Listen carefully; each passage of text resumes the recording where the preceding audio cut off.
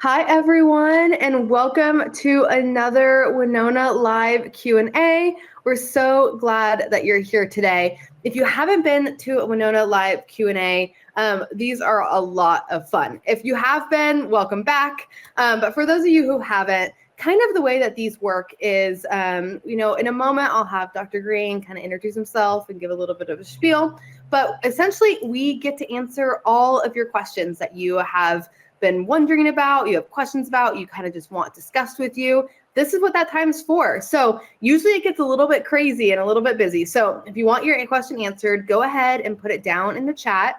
I recommend to start dropping it there now. I already see some people are typing. It gets a little bit crazy in there. So go ahead and put your question in there. And then we will kind of dive into those in a moment, and we'll get into those. Just before we start to, just want to let you all know as well, if you haven't heard of the Menopause Hour, we have a new podcast on Spotify for Winona featuring Dr. Green and Dr. Kat. It's a really, really great thing to listen to as well for if you are ever in the car or on a walk and you want kind of to, dive into more questions. It's a great thing to listen to, a great resource. We've got some really cool things going on there. And of course, on our website, we also have tons of resources. We have our medical journal, and we have articles about really just every subject you might be wondering about, whether it's, something that you're experiencing. We recently had one about the power of, female friendships and how that can help your health. So really a fun thing to dive into over there. But I see that we have a few questions kind of getting put in the chat. So Dr. Green, I will pass it off to you to give your little introduction and your little spiel, and then we will get into all the questions. Great. So hi, my name is Mike Green. I am an OBGYN. I actually did a family practice residency first and found out I didn't really like taking care of sick people. So, and I love delivering babies, and people told me I had good surgical hands, and I really fell in love with women's health. So I did a whole second residency and, became a board certified OBGYN, which is pretty much what I spent my career doing. And this last little bit of my career, 4 or 5 years, I guess, Winona's been around for a little over 4. It was probably another year in the planning before that. It's just been a joy introducing and building Winona and being able to touch so many women's lives with a treatment that unfortunately often is hard to get in the normal brick and mortar practice, and women sort of get marginalized here, which is really a shame. So this is really cool for me that this has been so successful, but we've been able to help so many people. So really happy about that. Please type your questions. Normally, Dr. Kat is also here. She's the medical director. I'm the chief medical officer. I'm not sure if I said that. She is actually in Costa Rica filming a menopause-related show. So she's becoming a movie star, or I guess a TV star, I think. So on location in Costa Rica, she was invited to do that. So that's super cool. So I don't think she'll be joining us tonight, but she's got a good excuse. So if you don't type questions, usually then we threaten that Kat and I'll just hang out and chat, but so it'll just be mad at me. Looks like there's plenty of questions coming in, so that's good. So I kind of want to start off. I had a conversation this morning that kind of made me think this is something good to talk about. So I don't think Q&A goes by where we don't get asked about why we don't do labs at Winona. So I want to cover that and then tell a little story. So first of all, labs are not helpful. Both the American College of OBGYN, ACOG, and Menopause Society, which used to be called NAMS, both have statements saying that labs aren't necessary or even particularly useful for managing menopause symptoms or even diagnosing it for that matter. Really, menopause is something that we do based on symptoms rather than lab studies. And the problem is the labs vary, not just day to day, but hour to hour, it could change drastically. So you can check your labs now and it'll say, oh, your estrogen is terribly low. And you check your labs in an hour and it'll say, oh, it's perfectly normal. And the only thing that's changed is the clock. So it's really not helpful. It's not useful. And in my opinion, it's actually worse than not helpful, because the only thing worse than no data is bad data. And when you start making decisions based on bad data, you make bad decisions. And it's very tempting when you have data in front of you to use that data, even though you know kind of intellectually that it's not good, it's hard not to use it. So we really do not rely on labs here. And that's really the standard of care, and it's the right way to do it. Doesn't mean that somebody out there isn't going to recommend labs to you. And there's sort of two categories for this. There's sort of your well-meaning doctor, isn't really totally up on the latest, and they see, they filling out their lab slip, and oh, there's estrogen. Okay, I guess I should check that. And then they don't really know what to do with it when it comes back. And they're well-meaning, they just don't know better. And that's most of the people. Unfortunately, there's a small percentage that are just trying to make more money, because labs are lucrative, and people make a lot of money off labs. And so there are, unfortunately, a few out there, and in the menopause space that do labs basically to pad their income, and that to me is really not right. I know there is a big company that is planning a menopause launch, and I'll be honest with you, I like competition. I've always said this: competition makes everybody work a little bit harder and a little bit better, and it's good for patients, and so competition is good. I heard through the grapevine that part of their menopause launch is going to be home labs, which is really disappointing. In fact, I don't want to give away, but somebody that's running that program has been on record saying they understand that labs aren't useful. So that tells me that they know better, and this is just a way to make more income, and that's not right. At Winona, we want to practice the absolute standard of care, best medicine to give you the best outcomes. We also want to do it in the most efficient way, because we know that this is basically a cash pay service. We don't want to waste your money. And so, there's a medically really good reason not to do labs, but it's also the right thing to do financially. And in fact, the conversation this morning, someone was saying, well, gee, are we going to start doing that? I'm like, no. Yeah, we can make more money, but it's not right. It's not good medicine, and I'm not going to practice bad medicine. So that's the lab thing. Somebody's going to come on late, and they're going to ask me that question anyway, and you guys can all snicker. But anyway, so that comes up every time. I haven't looked at all the questions. I bet there's a question there about labs already. But anyway, so that's kind of my little prelude. Hopefully, we've built enough questions to keep you guys interested and get some knowledge out there. So let's hit it.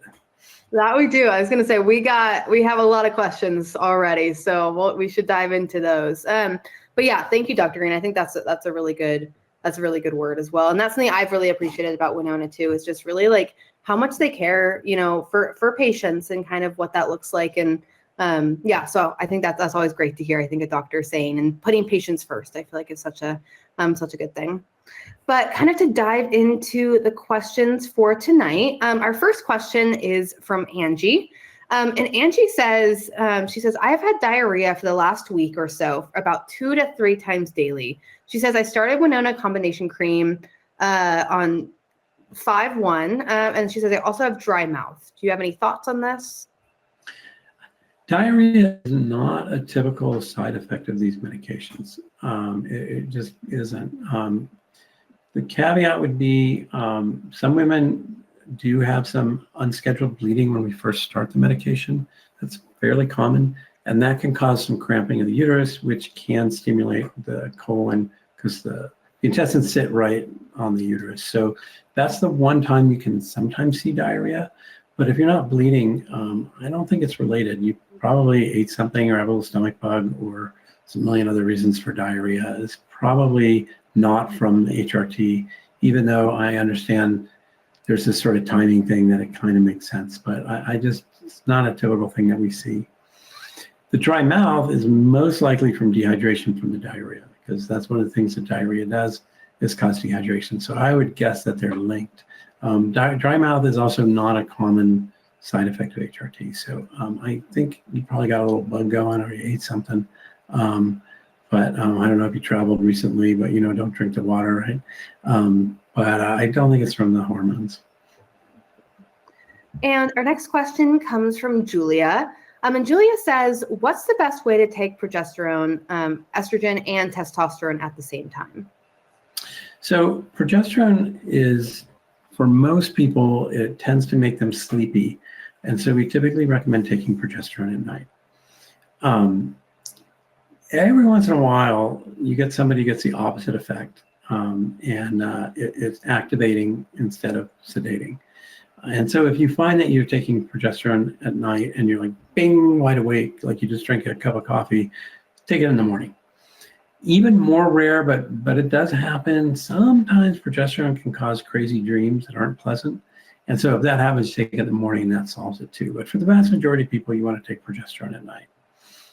Estrogen, we also typically recommend taking at night, again, to help with the sleep benefit, because a lot of times hot flashes, night sweats can interrupt sleep. And so that's another, sleep issues are very common issues in the menopause transition. And a lot of it has to do with, these night sweats and hot flashes that people get, or from frequent, getting up to go to the bathroom, and estrogen can help with that too. So taking it at night tends to help a little bit more with the sleep issues. So you kind of get a little extra out of that. We don't offer testosterone, we offer DHEA. So if that's what we're referring to, for most people, it's not so important when you take the DHEA. And so I tell people to take it when it's easiest to remember. For some people, they find taking DHEA in the morning gives them a little boost of energy and can be helpful that way. It's totally acceptable to experiment and see what your body does, because everybody is a little bit different. So you could try taking them at different times of the day and see what works best for you. The most important thing is to remember to take it every day, whatever time of day that is. Some of it is whatever's going to work best for your routine is also another important thing. And our next question is from Deborah. And Deborah says, I just started using the cream. She says, I've only been doing 1 pump. Is this still going to work? She says, or do I need to do the 2 pumps? I'm a little bit nervous. People have been telling me that the cancer rate is high with the cream. So I love to barbecue and cook. In fact, I just got a new gravity smoker, which I'm super excited about. But so I go on these threads, particularly on Reddit, where people share recipes and stuff. And it's always funny because someone will put a recipe out, and then someone will talk about how they changed it, and that recipe's no good. And it's like, well, you didn't try the recipe, right? So you really ought to take the medication as prescribed. I would highly recommend using the 2 pumps the way it's prescribed. Number one, depending on what dose you are on, there can be safety issues with taking 1 pump instead of 2. So there's a reason for all this stuff, and it's really designed for 2 pumps. So I would highly encourage you to do 2 pumps. It's really, every now and then people have side effects or there's some issue, and we'll tell them, okay, use 1 pump for a little while, and then we'll go get you back to either 2 pumps or a lower dose that's intended for use. There was something about cancer that you threw in there at the end, right? She said that people have been telling her the cancer rate is high with the cream. Not from Winona, they haven't, because it's absolutely not true. So I don't know who those people are, but those people don't know anything about hormone cream. The risk of cancer with combination HRT, well, let me back up a bit. What's the goal out of life? I mean, there's lots of goals, but as far as health, you want to live the longest, healthiest life you can. And so eventually we're all going to die. I hate to say it, but there's like one thing in the world that everybody can agree on, and that's that everybody has to die at least once, right? So, something's going to get you eventually. The idea is to put that off as long as possible and live as healthy as possible. If you look at women that start hormone replacement therapy that are appropriate candidates for it, and you compare them to women that never use hormone replacement therapy, the women that use HRT live longer, healthier lives than women that don't. So that is, your risk of dying from all causes is less with HRT than without it. So that's the big picture. I'm a big picture guy. And to me, that's the most important thing. This is going to help you live a longer, healthier life. And that's really important. Does that mean it's going to make you impervious, turn you into a Superman? No, you could get hit by a truck tomorrow. Who knows? Okay, hopefully not. There could be an earthquake in the middle of this thing, and but the HRT on average is going to help you live a longer, healthier life. So that's the important thing to keep in mind. Now, we do know that women that use a combination estrogen progesterone, whether in cream, pill, patch, anything, have a slight increased risk of breast cancer. However, they have a decreased risk of colon cancer, a decreased risk of uterine cancer, a decreased risk of several other cancers. And most importantly, it decreases your cardiovascular risk, which is your number 1 risk of dying So most women die from cardiovascular. That's the most common reason that you're going to die someday. So if you can decrease that risk, it really helps. So there may be a slight increased risk of breast cancer, but that is really overwhelmed by the decreased risk of everything else. So and then here's the other thing. There's absolutely no evidence that taking 1 pump versus 2 pump is going to change that risk in any meaningful way. So you might as well use it the way it's going to work best and decrease your risk. So going to 1 pump actually increases your risk of problems and doesn't decrease your risk of problems. So I know that's a big, long explanation, but I hope that's helpful. No, I think that was great, Dr. Green. And people always say I talk too much, so sorry. I don't have a cat here to like shut me up. I feel like with the questions, though, in depth is always better, right? I feel like usually. Our next question comes from Kathleen, and Kathleen is wondering, can you take this product if I'm on depression and anxiety medications? Yes. So I can't think of any depression or anxiety medication that would be dangerous to use in addition to the HRT. And in fact, HRT often helps with depression and anxiety. Now, don't just stop your medicines when you start the HRT. But for a lot of patients, after they're on HRT for a while, they can go back to their doctor that's prescribing these medicines and often cut back or stop some of the medicines, which is great. So it is safe to take. Like I said, I can't think of any antidepressant or anxiety medicine that it wouldn't be safe to take with. So yeah, those are safe. Fortunately, there's very few medicines that aren't safe to use with HRT. Absolutely. And our next question comes from Lisa. And Lisa's wondering, how do I know if I'm taking the right dose if some of my symptoms are better, but others aren't? So my definition of the correct dose is that dose which relieves all your symptoms without causing side effects. So it sounds like you could maybe tweak your dose a little bit. You're getting some relief, but you're not getting full relief. I'm greedy. I want you to be great, not just good. So, it depends how long you've been on it. We like to give the medicine, a good 3 months, or at least a good 10, 11 weeks, 12 weeks before we change the dose, because that's how long it takes to really kind of get a good picture of how your body's going to respond. A lot of people get relief from some of the symptoms early on, but some of those other symptoms can take longer.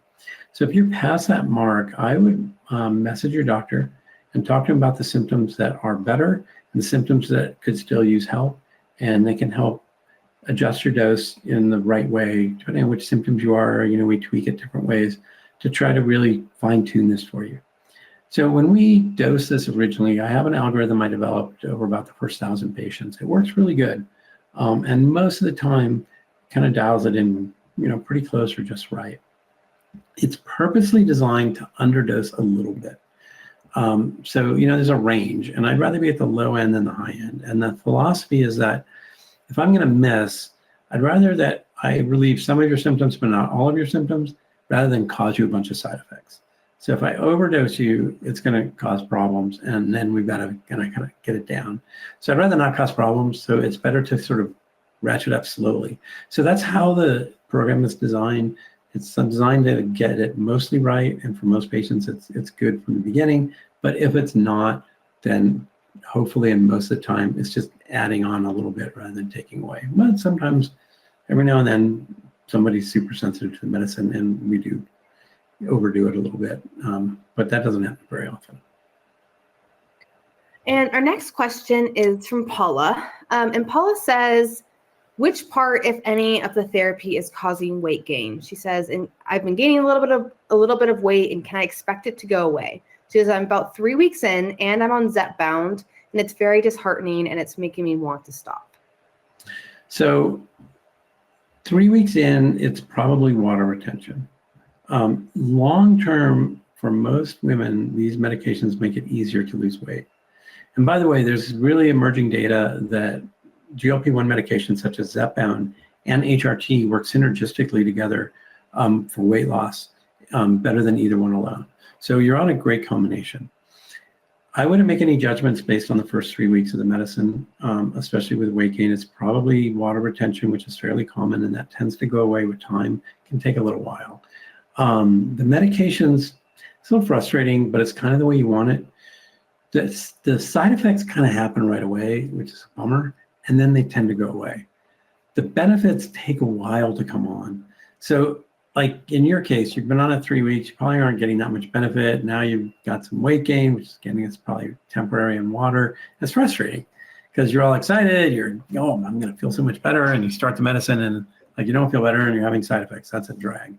But those side effects tend to go away and then the benefits kick in. It's kind of the way the medications work. So if you hang in there, I think you're gonna find that weight to go away. The Zepbound also is gonna make the weight fall away.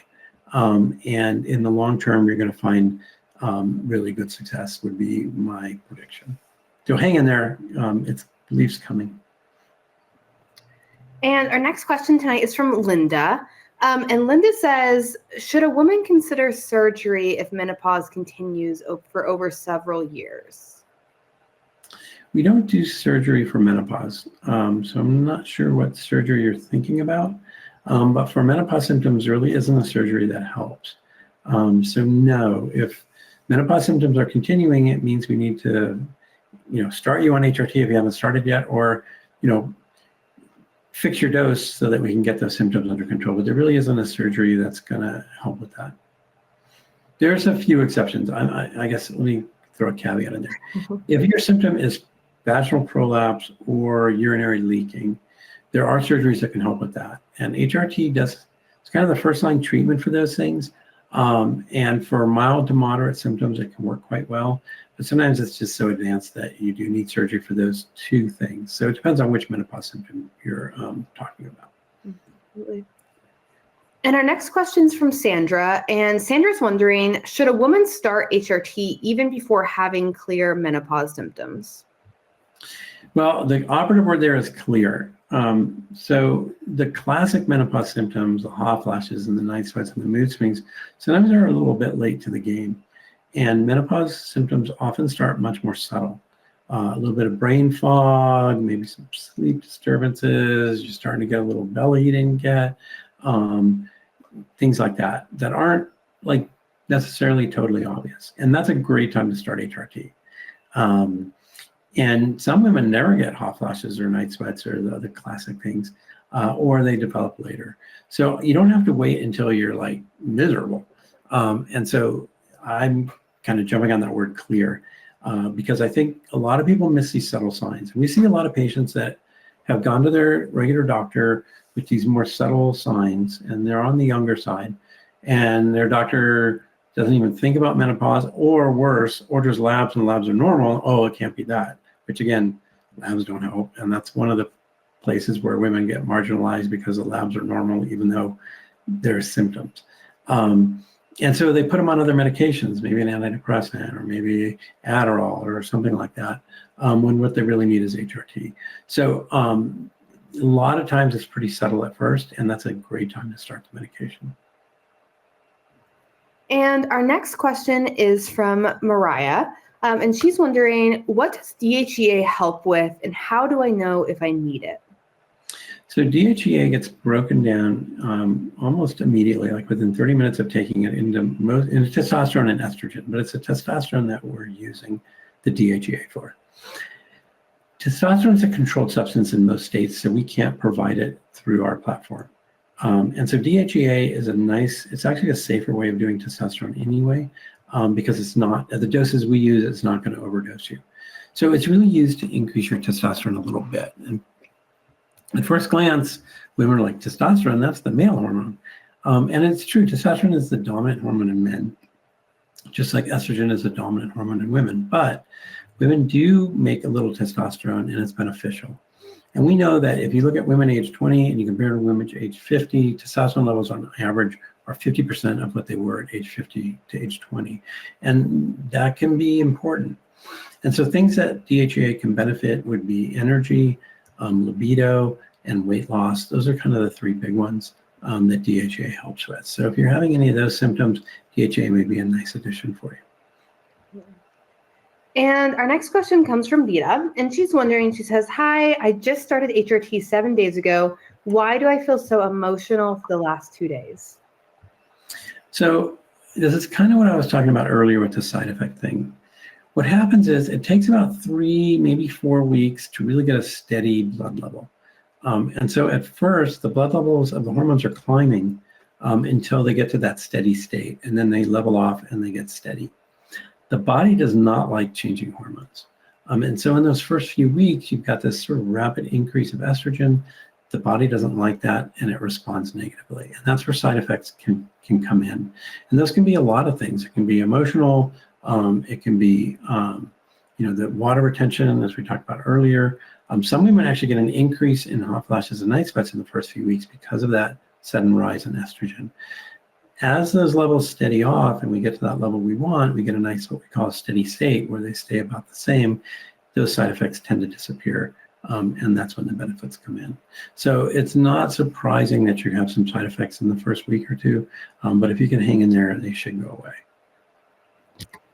And our next question is, she says, my primary doctor refuses to put me on HRT medications as she believes I will develop cancer. Should I be worried for the long-term effects of using HRT? And I know you answered this one a little bit already, Dr. Green, but it's a common one that we get sometimes. No, and I want to answer a different part of this question. And the sort of underlying question is, why is my primary doctor telling me this and you're telling me something completely different? Which is a totally reasonable question. And it's frustrating when you're dealing with two different, healthcare professionals, and they're telling you opposite things. So, like, who do I believe? So let me kind of give a little history to explain part of the problem. So I'm old. I've been doing this for over 30 years. So when I first got out of residency, we were giving hormones to everybody. Like, we were starting 80-year-olds on hormones. We thought they were like vitamins, and we thought it should be in the water. Like, everyone should be on HRT. And at the time, the best available data told us that. What happened was in 2003, 2004, something like that. Anyway, a couple years out of practice, this Women's Health Initiative study came out. And it was the biggest study ever done on hormone replacement therapy.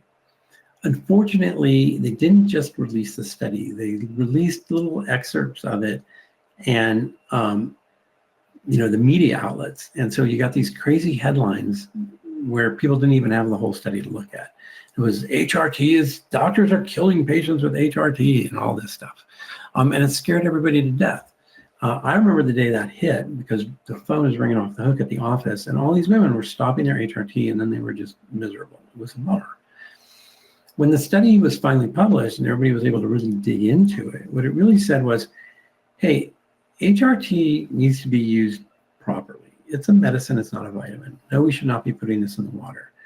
We need to be careful about who we prescribe it to, but if we prescribe it appropriately, it's really safe and really beneficial. No, you should not be starting an 80-year-old on HRT. And so we learned that, but by that time the damage was done and everybody was just scared to death, and nobody would use HRT after that. That lasted for a long time, 10, 15 years. And so doctors that were in training, what we call residency, were not being trained on HRT because basically it was like, look, you got a lot to learn and nobody's ever going to use this stuff. So there's no point teaching you how to use it. And so there's sort of this whole generation of doctors that were trained based on this bad information, or not trained at all on HRT. And so there's this big hole in knowledge. Fortunately, the pendulum has swung back and people have done more studies and they've dug deeper into the studies that are out there and realized that, like I said before, HRT is actually really beneficial when prescribed to the appropriate patient. Decreases your risk of overall death. It helps you live longer and healthier. And the cancer issue is really minimal, like teeny increased risk of breast cancer, and that's pretty much it. It decreases other cancers. So that's why you're getting this different stories from different people. This is what I do for a living. I live and breathe HRT and menopause and perimenopause. And so, I read everything out there, and I'm, about as knowledgeable as I can be about HRT. Your primary doctor takes care of all kinds of stuff, and HRT is one teeny piece of what they do. Look, don't take my advice about your blood pressure medicine or your seizure medicine or anything else, really. Okay, but when it comes to HRT, that's what I do. So I don't want my plumber doing my electrical work and vice versa. And so, there is some specialization in medicine. So I hope that's helpful. And our next question tonight comes from Charla. And Charla says, I'm currently on a protocol, progesterone and estrogen cream for a year now, plus 25 milligrams DHEA. She says, at first I felt good, boosted mood, libido. After about 6 months, my anxiety, mood, and heart palpitations are unbearable a week before my cycle. She says, my joints hurt and my workouts don't feel as easy anymore. Do I need testosterone? Should I test for thyroid issues? She says, I just want to feel sexy again. I don't have libido anymore. Sad face. That's just what she added. Okay, so it's pretty common and normal for the dosage needs to change over time because the body's needs change. As you continue to progress through the menopause transition, you often need a little bit more medicine to get the same benefit. I would absolutely message your doctor, and we can probably help you by increasing one or more of your medications to help get those results back that you initially had. It sounds like you had really good success at first, and then it sort of stopped working, which tells me there's pretty good chance that increasing the dose is going to get you back to where you originally were. As far as thyroid goes, every woman should be getting health maintenance. You should be seeing your regular doctor, once or at minimum every other year. Once a year is probably better. And part of that is going to be a health blood panel, your blood count, how's your liver, how's your kidneys, check your thyroid. So if you haven't had your thyroid checked in a while, that's worth doing, as well as other things, and making sure that, your overall health is great. So you still got to get your oil changed and your brakes checked. So don't stop doing that. You need your mammograms and your pap smears and your blood work and a good physical exam every year. That's super important. So don't neglect that. And it may be that there's some adjustments in other areas of your body that could be contributing, but it sounds to me from your history and your story that an adjustment on the dose may be very helpful for you. And our next question is from Aubrey. And I'm loving the beginning of this question because she says, I just want to say that I've been on Winona for more than 2 years. She says, I feel great. She says, it probably took me 6 months before everything was right and I felt like myself again. I was keeping track of everything. And she says, Winona has a great list of possible symptoms that I found really interesting. She says, I haven't been to one of these in a really long time. But she says, but I recently hit 1 year since my last period. Does that mean I'm officially postmenopause now? So we arbitrarily define menopause as 1 year without a period. I say arbitrarily because it really is. Like, you got to pick a number, right? And so, if you're over 50, that number is 1 year. Although I've seen people go a year and a half, and all of a sudden they get a period again. It can happen. Happened to my wife. There isn't like, oh, okay, you 1 year and you absolutely can't have, it doesn't really work that way. We kind of pick a number. And 1 year is a pretty good number. So yes, by definition, you are now postmenopausal. Does it change anything about your treatment? Not really. Just because you've got a year, we're not going to change your dose. Again, we're going to base that on symptoms. It does mean that it's less likely that you're going to ever have any more bleeding. So if you still got some, emergency box of tampons, it may be safe now to donate those to a shelter. It's what my wife did. It means you're probably pretty much out of the woods. But otherwise, it's not. It's sort of just an arbitrary definition. It's a line in the sand we have to draw. And our next question is, what symptoms are enough to justify HRT? She says, I am 47 and still have regular cycles, just shorter. But for the last 6 to 8 months, I have vaginal dryness, and I can't possibly eat less, but I still can't lose weight.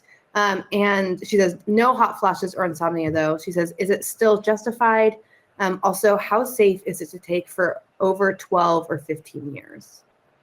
So the first part is a judgment call, and ultimately it's your judgment. So it kind of depends, on how bothersome the symptoms are that you're having. And that's really individual.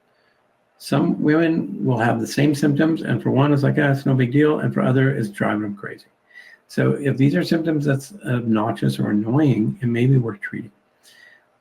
Stuff costs money, so there's an investment. And there's a hassle factor because you have to use it. And so those are some things to consider. You don't want the medicine to be worse than the problem, right?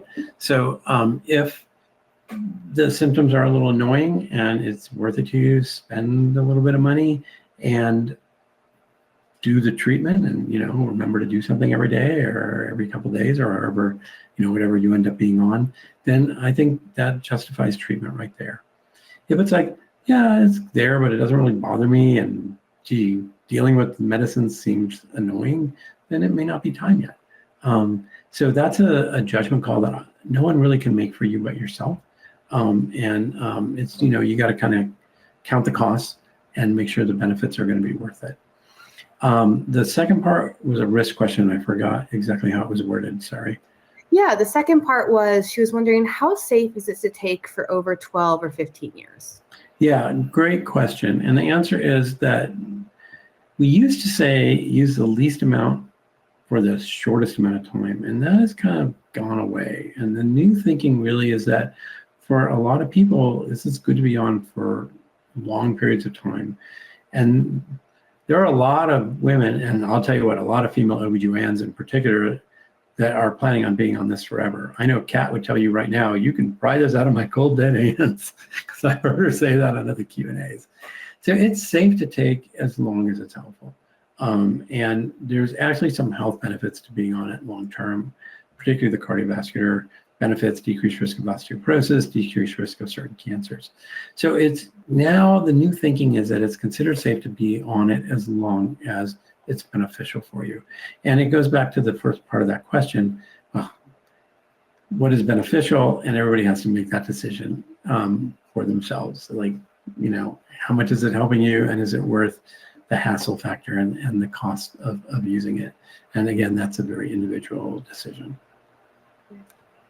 And our next question is from Jana. And Jana says, hi, Dr. Green. She says, I had an in-person She says, I had an in-person gyno ask me to go off the transdermal progesterone and start oral instead. She says, I did the oral over 9 months, but the oral progesterone had a very strong sedative effect on me that never lessened. She says, could you speak a little bit about the differences in safety and effectiveness in transdermal, oral, and vaginal bioidentical progesterone?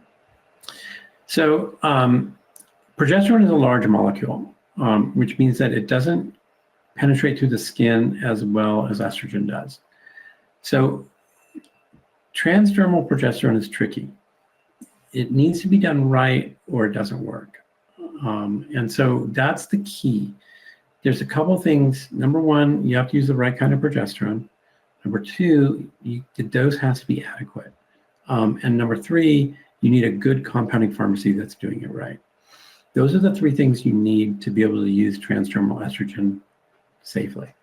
So because of that, both ACOG and the Menopause Society have a warning saying that if you're going to rely on transdermal estrogen for protection of the uterus, for endometrial protection, you got to be really careful.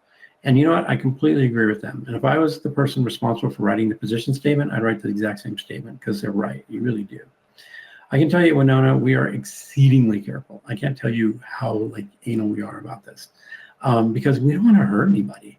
I mean, our number one rule is safety, safety, safety. And we won't do anything that we don't feel is completely safe for patients. Because look, if I relieve your hot flashes and I cause you uterine cancer, I haven't done you any favors. So we are, number one, we use the correct progesterone, which is more expensive. We use an adequate dose, and we're extremely careful about that, which if you were around for, I think it was the first question or the second question, where they asked about using 1 pump of cream, and I said there's some safety issues there. 1 pump of cream, depending on the cream, the 5-200 or higher cream, 1 pump does not give you enough progesterone for transdermal use.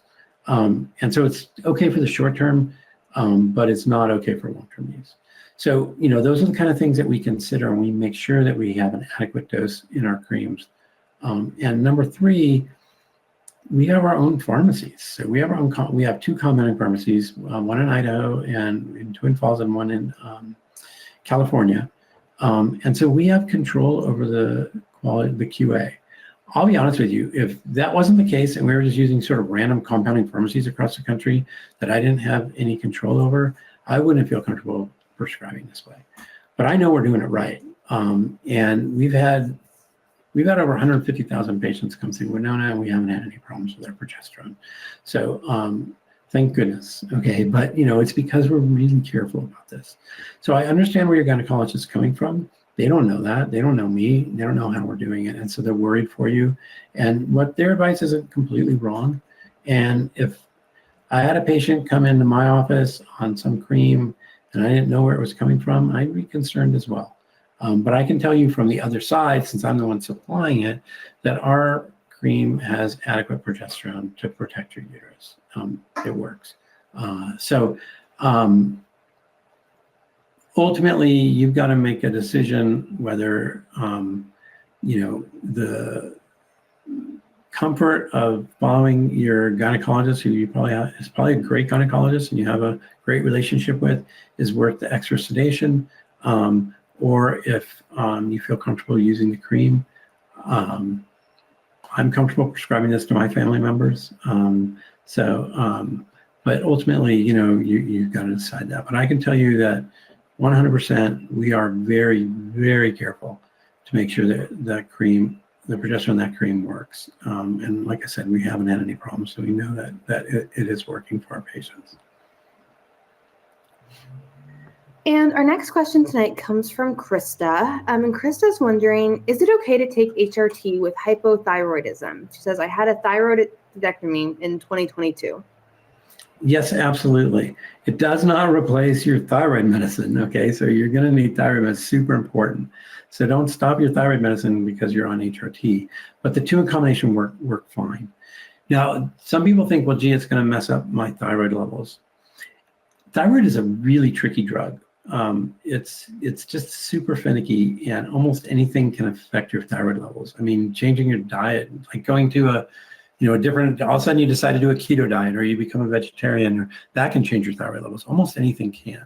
And that's why your doctor checks your thyroid levels periodically, because it changes. So like everything else, HRT can affect thyroid levels either up or down, just because thyroid is such a finicky drug. But they're absolutely safe to take together. It might be wise to have your thyroid level checked, 6 weeks to 3 months after starting HRT. And that's really true with starting any new medicine, and thyroid. That's what I usually recommend. But you can talk to your doctor that's prescribing it for you, and they can give you better advice. As I said earlier, I'm the wrong person to ask about how to manage your thyroid. I know some about it, but that's not my area of specialty. So whoever's prescribing that is going to know more about it than me. But that's something to think about. But they are absolutely safe to take together. And our next question comes from Stephanie. And Stephanie is wondering, do I need DHEA in addition to my 50/50 cream? She says, I do have an IUD. So yeah, the IUD has nothing to do with the DHEA. So DHEA treats, there's a lot of overlap, but in general, DHEA treats some different cluster of symptoms than the cream does. And so they tend to work really well together to get that whole spectrum of symptoms under control. So if your doctor thought that DHEA, was useful for you, that's what I get for drinking soda instead of water, then I guess I'll get into my water next. I'll be a good boy. If your Winona doctor thought DHEA was useful for you, it probably is helpful. And I would recommend continuing it. The IUD, if you have a progestin containing IUD, then the real question is progesterone. So I'm going to go down a little rabbit trail here because you brought up the IUD, and I think it's kind of important. Progestin containing IUDs are generally adequate to protect the lining of the uterus, which is the main reason that we add progesterone to your cream or whatever treatment you're getting. So in theory, you could use estrogen without progesterone if you have a progestin containing IUD, and that would be safe. There is a however. So the problem from my point of view is that I don't really have control over your IUD or really know what's going on with that. So that's all true for the following issues. Number one, your IUD isn't expiring or close to expiring. And there's some controversy about this. So the Mirena was originally a 5-year IUD. That's the most common one people have. They did studies to show that it gives contraceptive benefit to 7 years. And so they were able to extend the life of that to 7 years. We know for 5 years, it provides protection for the lining of the uterus. We don't really know for sure if pushing it out to 7 years does. So I become uncomfortable after 5 years relying on the IUD for protection, just because I don't know that there's strong data for that. And again, as I was talking about earlier, that's something that we really worry about, is we want to make sure that we don't cause harm, and we want to make sure that lining of the uterus is protected, and that's why the progesterone is so key. So once you get past 5 years of the IUD, I'm not real comfortable with doing it without progesterone. So that's number one. Number two, if your IUD comes out, either you decide to have it removed, or it falls out, or it somehow gets displaced, it's no longer giving you protection. Sometimes I worry that somebody is going to have their IUD removed and forget to tell us, and now we're giving them estrogen and they're not getting that progesterone anymore because we assume they still have their IUD, and that kind of worries me. Or it could come out and you don't even know it. So it's not uncommon, for an IUD to get tangled in a tampon and come out that way, or just get displaced somehow. That happens. And if that were to happen and you don't know about it, we don't know about it, now we're causing you harm by giving you the estrogen without it. So I feel more comfortable personally prescribing both estrogen and progesterone, even in the presence of an IUD, even though if I was taking my boards and I was answering a test question, the answer to that question would be, with the progesterone IUD, progesterone is not necessary for HRT. So there's sort of a right answer on the test, and then there's the sort of nuances. And again, because safety is my number one important thing, the safest thing is to add progesterone even in the presence of progesterone IUD. I know that's a big rabbit trail and a lot, not really what you asked, but throw it out there anyway because I think it's important. I was going to say, a rabbit trail, Dr. Green? What? Never heard of before. Our next question tonight comes from Dusty. And Dusty says, hi, I had a total hysterectomy when I was 42 and am now 54. She says, I did not take HRT, but I am now really seeing hair loss on my head and hair growth on my chin, etc., along with other symptoms, loss of a libido, sleeplessness. She says, is there anything I can safely take at this point to help? So I'm going to assume that you mean that you had your uterus and ovaries removed. So we kind of have to do this every time. But it's unfortunate, but when lay people talk about total hysterectomy, it's different than when doctors talk about total hysterectomy. So hysterectomy is removal of the uterus. Total hysterectomy or complete hysterectomy is removal of the uterus and cervix. But most lay people, when they say total hysterectomy, they mean uterus and ovaries. So I'm going to answer this question assuming that's what you mean, because that's usually what people mean, even though technically it's like if I was talking to another doctor, it's not what I would say. So forgive me that. But so if you've had both your ovaries out and it's been more than 10 years and you haven't been on HRT, it's really not very safe to start HRT at this point, unfortunately, which I hate to tell you that because it's a bummer. There are other medications that can help. So there are some medications that help with hair growth, minoxidil and finasteride in particular. So that's something you can talk to your doctor about or go to a dermatologist. So for the hair issues, that's something that can be very helpful. For hair growth on your face, there's other things. Laser hair ablation is really the best thing for that. There's also electrolysis, other things that can be used. So there are other treatments for that. If you're having other symptoms of menopause, if you're having all of a sudden you start developing night sweats and hot flashes, there's a medicine called Veoza that can be helpful as well. Unfortunately, at Winona, we don't have any of those things to offer you, so I apologize. But that's something that you could go to your regular doctor or your gynecologist and talk to them about, because there are safe ways to help with some of your symptoms. But it's kind of, you got to go after each symptom with different medicine rather than kind of, one ring to rule them all, just one medicine. So unfortunately, you're kind of farther out than you really should safely start HRT.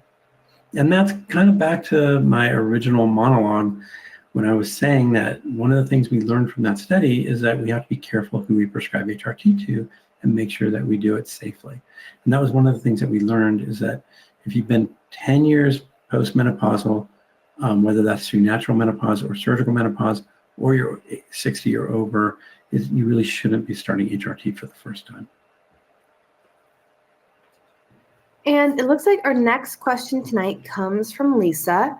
And Lisa says, I started Winona in March. I was still having heavy periods. In the last 2 months, my periods were barely spotting. She says, yay. She says, but now how do I know when I'm actually in menopause? So the funny thing is HRT doesn't really usually do much for periods. It sometimes makes them a little lighter, but HRT is not going to make your periods go away prematurely, even though we're using it continuously. It shouldn't make your periods irregular. So you're going to stop having periods one day, and when you hit 1 year, you can say, I'm in menopause. Now, as I kind of alluded to before, honestly, it's not that important, because it doesn't affect the way we manage your symptoms. So whether you're premenopause, postmenopause, we treat you based on your symptoms on your periods. People like to know, and so you are still your period's eventually going to stop, even with or without the HRT. It's not really going to change that, so you'll be able to mark that on, this is the day I turned postmenopausal, but it really doesn't affect your treatment. And our next question is from Rose. And Rose says, is it worth it if I can't tolerate estrogen and just take DHEA and progesterone? So maybe. Progesterone by itself can help a little bit. It doesn't help that much. And it's the progesterone. This is a surprise. Most people have this backwards. It's the progesterone, not the estrogen, that gives you that small increased cancer risk. So that everybody's got this wrong. Estrogen doesn't cause breast cancer. It's the progesterone. And that's been studied really well. Honestly, the first study that came out that said that, I didn't believe it. I'm like, there's got to be something wrong with that study. And then there was a second and a third study. I'm like, okay, it must be true. And so that's what we understand now. So I'm not a big fan of progesterone by itself, although if it's helping your symptoms, it may be worth it.